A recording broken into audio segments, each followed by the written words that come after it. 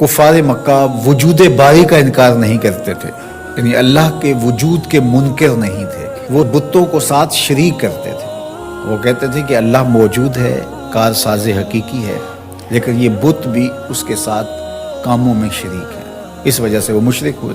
उसकी ज़ात में या उसकी सफ़ात में किसी को शरीक माना जाए तो बंदा मुशरिक हो जाता है, काफिर हो जाता है। दूसरा, वो रिसालत के मुनकिर नहीं थे, नफ्स रिसालत के, कि रसूल नहीं हुआ करते।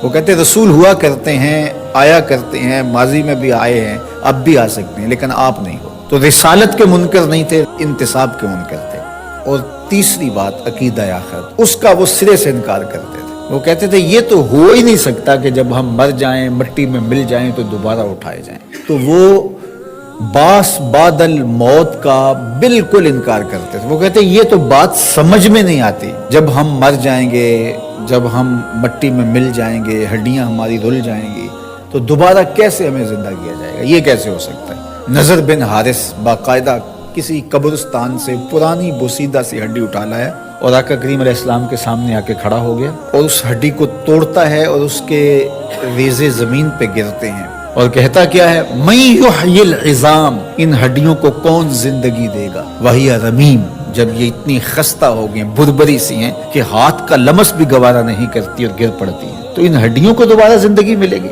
अब उसका जवाब सुनिए। अल्लाह अकबर, रब का कलाम तो फिर रब का कलाम है। कुल, ए महबूब फरमा दीजिए, युहयी अल्लज़ी अंशाहा अव्वल मर्रा व हुवा बिकुल्लि खल्क़िन अलीम। जब ये हड्डियां नहीं थी, अब तो हड्डियां हैं, अब तो मटेरियल मौजूद है, बिखर गया है, टूट गया है।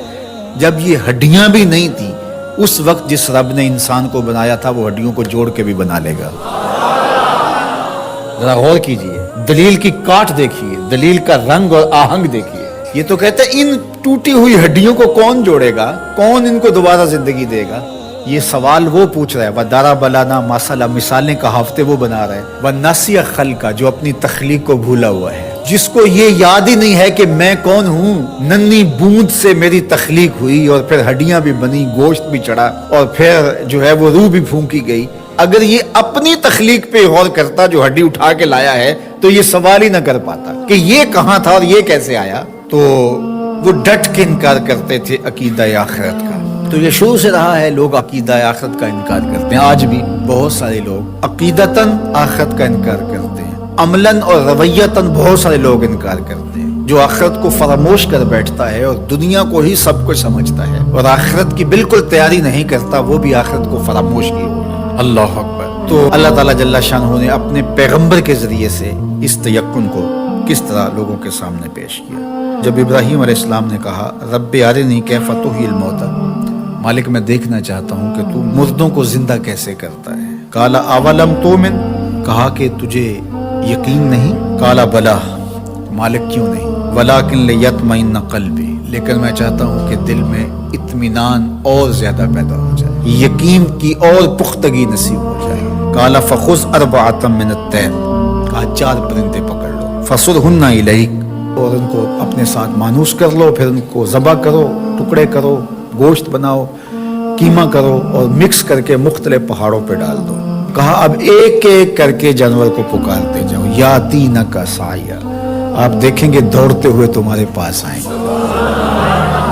अब किसी की टांग का कीमा उस पहाड़ पे है, किसी की गर्दन का कीमा उस पहाड़ पे है, किसी के पैरों का कीमा उस पहाड़ पे है, किसी के पेट का कीमा उस पहाड़ पे है। लेकिन जिस जानवर को पुकारा, उधर उधर से उसके अज्जा निकले, जुड़े और वो दौड़ते हुए जनाब इब्राहीम की खिदमत में पहुंचे। तो कहा हम ऐसे ही मुर्दों को जिंदा करते हैं। तो ये उनके यकीन को पुख्ता करने के लिए था। तो तयक्कुन की दौलत बहुत बड़ी दौलत।